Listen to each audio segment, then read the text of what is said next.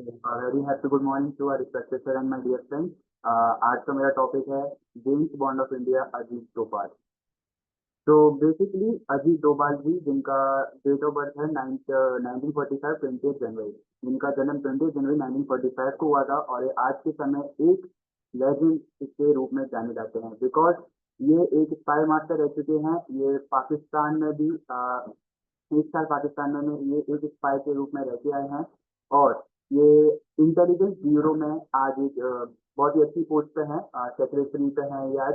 और लाइक नरेंद्र मोदी जी भी इनकी बहुत रिस्पेक्ट करते हैं बिकॉज उन्हीं अजीत डोभाल की वजह से आपको पता होगा जो उरी में जो हमला हुआ था, जिनमें हमारे जो शहीद लोग हुए थे, लाइक जो भाई थे हमारे, उनको बेरहमी से मतलब मारा गया था। तो जब उरी हमला हुआ था, जो उरी सर्जिकल स्ट्राइक हुई थी, उसमें भी इनका बहुत बड़ा योगदान था। इनकी भी पूरी प्लानिंग थी, इन्होंने ही पूरा एक अपना स्ट्रैटेजी बनाई थी कि हमें भी एक सर्जिकल स्ट्राइक करनी चाहिए, और वो सक्सेसफुल भी इन्होंने ही करवाई थी।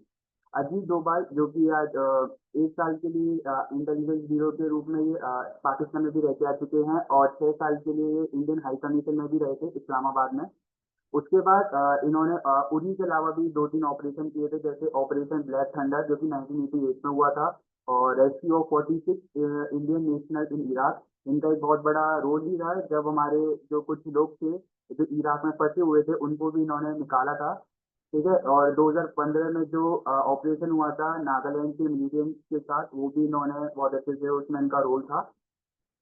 नेक्स्ट आता है आपका Ajit Doval, the James Bond of India जिनके नाम से हमें जानते हैं, जो कि एक एनएसए है, नेशनल सिक्योरिटी एडवाइजर के रूप में 2014 में, जब से नरेंद्र मोदी जी आए थे। नरेंद्र मोदी जी ने इनको एक अच्छे सेक्रेटरी के रूप में इनको अपनी पोस्ट दी थी। उससे पहले अजीत डोभाल जी की कोई इतनी मतलब पोस्ट नहीं थी, क्योंकि इन्हें कोई इसका जानता भी नहीं था। बट नरेंद्र मोदी जी ने इनको पहचाना और इनके काबिलियत के रूप में इनको एक अच्छी पोस्ट भी दी, और आज ये एनएसए में रह चुके हैं।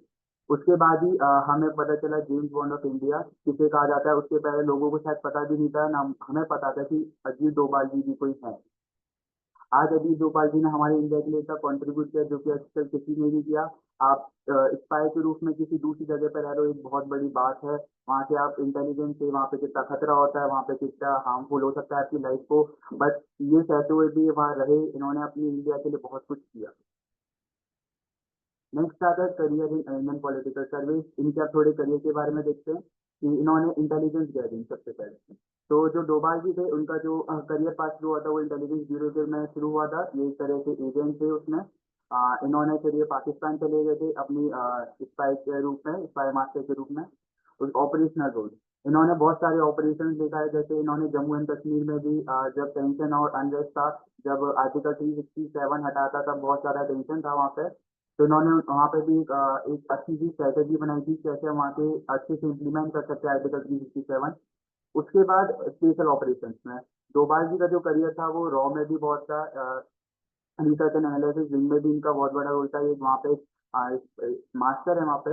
इन्हीं के लोग इनको इंस्पिरेशन समझते हैं, रॉ के जो एजेंट्स हैं आज भी इनको एक इंस्पिरेशन मानते हैं, बिकॉज सबसे पहले जो शुरुआत इन्होंने करी थी वो इन्होंने ही करी थी स्पाई मास्टर के रूप में। और भी लोग गए थे, बट इनको सब लोग इसलिए याद करते हैं बिकॉज इनका एक रोल बहुत अच्छा है, बिकॉज ये डरते नहीं है, दूसरों को डराते हैं। उसके बाद involvement in counter terrorism operation. तो सबसे पहले काउंटरिंग टेररिज्म, अजीत डोभाल जी का जो करियर था वो इंडियन फाइट अगेंस्ट टेररिज्म के साथ स्टार्ट हुआ था। ये टेररिज्म के खिलाफ बहुत इनका रोल प्ले भी था, इन्होंने बहुत से जगह से टेररिज्म हटाया भी है।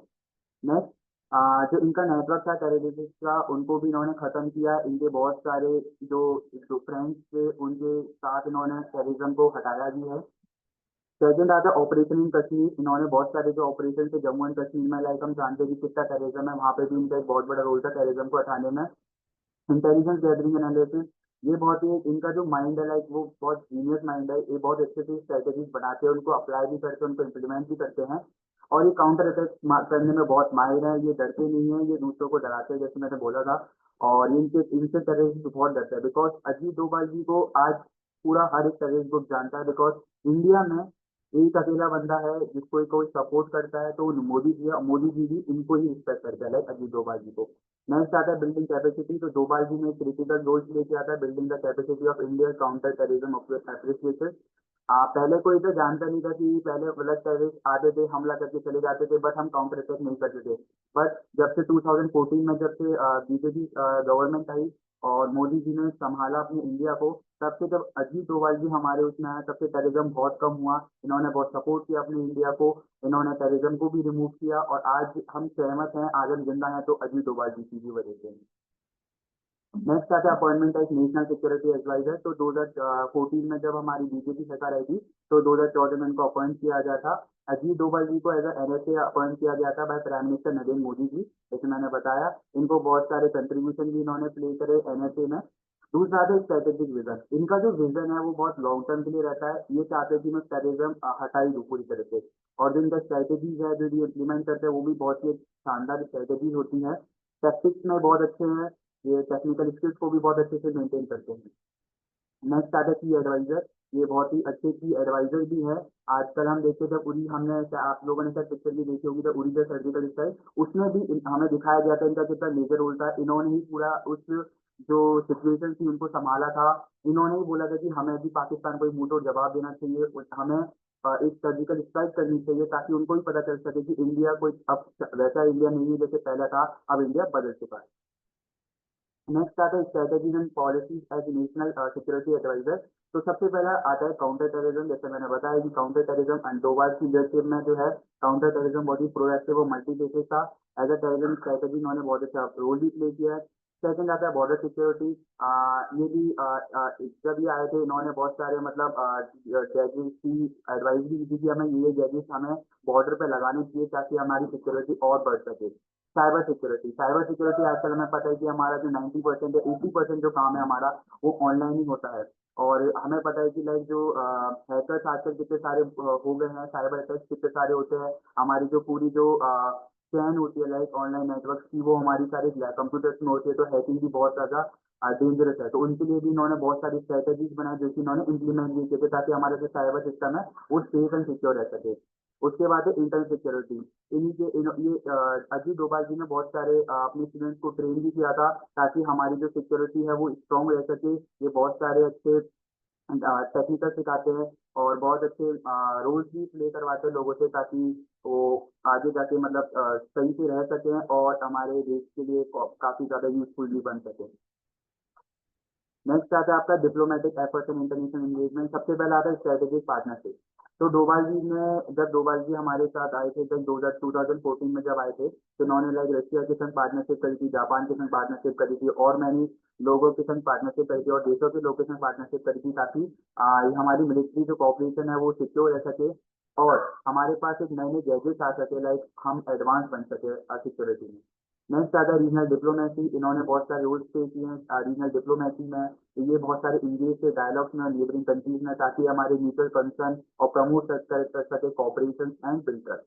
नेक्स्ट आपका इंटरनेशनल फोरम। ये डोभाल जी ने रिप्रेजेंट किया हमारे बहुत सारे इंटरनेशनल फोरम्स भी इन्होंने रिप्रेजेंट करे हैं। सिक्योरिटी काउंसिल भी इन्होंने बहुत सारे रिप्रेजेंट करे, कंट्रीब्यूट किया हमारी ग्लोबल सिक्योरिटी एजेंडाज में भी। Combating terrorism. हमें पता है कि डोभाल जी का एक बहुत ही अच्छा रोल है कॉम्बैट करने में टेररिज्म को, कि कैसे हमें टेररिज्म को रोकना चाहिए, कैसे हमें उसको हटाना चाहिए। तो बेसिकली टेररिज्म को हटाने में इनका बहुत बड़ा रोल था अजीत डोभाल जी का। नेक्स्ट आते हैं कंट्रोवर्सीज एंड क्रिटिसिज्म। तो बेसिकली आपको पता है कि जब भी कोई इतना बड़ा लीडर होता है वो कंट्रोवर्सीज एंड क्रिटिसिज्म में तो फंसता ही है। तो बेसिकली इनकी भी बहुत सारी कंट्रोवर्सी हुई थी, like criticism of strong arm tactics, जिसमें डोभाल जी ने बहुत अच्छा मतलब काउंटर टेररिज्म के रूप में इन्होंने प्ले किया था रोल। इन्होंने बताया था कि हम कैसे एक प्ले कर सक मतलब हम कैसे अपना देश को सुरक्षित रख सकते हैं। Controversy statement. he has made controversy statement on various occasions, particularly regarding India's relation with neighboring countries, which have been interpreted by some as inflammatory and proactive. Next time the lack of transparency. तो डोभाल जी का operation था particularly those involving intelligence gathering, convert action. Basically जिनको action था वो intelligence gathering और convert actions में था, है ना। और इनकी जो lack of transparency has concern to about accountability in political for abuse of power. उसके बाद फोर्थ पॉइंट था कि ह्यूमन राइट कंसर्न। ये ह्यूमन राइट में बहुत ज्यादा बिलीव करते थे कि हमारे जो ह्यूमन है वो प्रोटेक्ट करने चाहिए। बेसिकली आपको पता है जब भी कोई लाइक नेबरिंग कंट्रीज अगर किसी शहीद या हमारे जो सैनिक है उसको अगर लेता है तो उसके संग बहुत ज्यादा टॉर्चर करता है, उसको बहुत ज्यादा मतलब ह्यूमिलिएट करता है। तो उसके लिए भी इन्होंने बहुत ज़्यादा क्रिटिसाइज़ दूसरों कंट्रीज़ को क्रिटिसाइज़ किया था, कंट्रोवर्सी हुई थी कि ऐसा नहीं करना चाहिए। बिकॉज लाइक टॉर्चर करना एक बहुत ज्यादा मतलब एक बहुत ज़्यादा वो हो जाता है। नेक्स्ट आता है अचीवमेंट एंड रिकॉग्निशन। तो अजीत डोभाल जी को पद्म भूषण भी दिया गया था by prime minister of India. Doval ji को पद्म भूषण मिला था, इंडिया सेकंड हाईएस्ट ओबिडियन अवार्ड जो है जो कि पद्म भूषण है ना, for is outstanding contribution in national security के लिए। दूसरा ग्लोबल रिकॉग्निशन, डोभाल जी को एक ग्लोबल रिकॉग्निशन भी मिल चुका है एज एन इंटरनेशनल सिक्योरिटी है ना। He has been invited to speak at international forums also, has met with the world leaders to discuss security issues and develop corporate strategy। Legacy and impact of national security. Ajit Doval ji के बाद हमारे India में बहुत ज़्यादा security improve हुई है। बहुत ज़्यादा लोग अजीत डोभाल जी से प्रेरित हुए हैं और आज बहुत सारे लोग इनको जानते हैं, पहचानते हैं। और इनकी आज रिस्पेक्ट इसलिए होती है बिकॉज इन नरेंद्र मोदी जी के आने के बाद इनके बारे में पता चला हमें कि हाँ, आज भी कोई हमारे पास ऐसा एक इंसान है जिसने हमारे देश के लिए इतना किया, जो कि दूसरी कंट्री में रहा और अपनी जान की परवाह ना करके हमारे लिए सिक्योरिटी मेंटेन करी।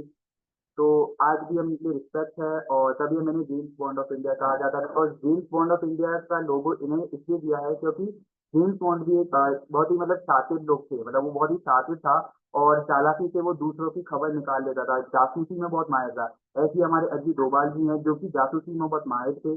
उन्होंने दूसरी कंट्री में रह के उनके हाई कंडीशन में जाके उनकी सिक्योरिटीज को देखना, परखना, उसी के बेसिस पे हमारे इंडिया को बताना कि हमें क्या-क्या चीज़ बनानी चाहिए, कैसे हमें इंडिया को प्रोटेक्ट करना चाहिए, वो बताया था। तो यस, वी कैन, हम अजीत डोभाल जी को मानते हैं the James Bond of India. Thank you.